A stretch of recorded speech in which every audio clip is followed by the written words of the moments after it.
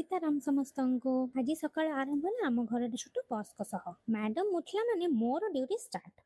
Fast madam को गाधेवा time वो सबुदिन ताको तेल मारी गाधेई दियंती। देखुनांती गाधेଇବା सरीगलानी किंतु बाथटब रे उठिवार ना ही नाही तार पानी ताको एते भल लागे जे आउ 5 मिनिट बोली डिमांड करछि से। आज सकाळर आइटम होछि चकुली भजा और गुड़। चकुली सह गुड़ काहाकू खाइयाकू भल लागे कमेंट करिए तो। बहुत दिन होला बेबीर फोटो शूट हे नथला आज भाबिली बेबीर टिके फोटो शूट करबा। फोटो उठे उठे शेषरे मैडम को निद आसीगला तीन ताको सुए देली। तापर स्वामी को डिमांड थिला मसला काकुड़ी बो सेपटे मसला काकुड़ी बनौथली तो बों को पाखरु मसला काकुड़ी आनी तांको देली। तापर किचन को गली आज भी किचन नानी को दखल रे मु केवल वीडियो करिया को जाइथिली म। आजिर आइटम होछि भात डाली पोटल कुर्मा और दही बाइगण।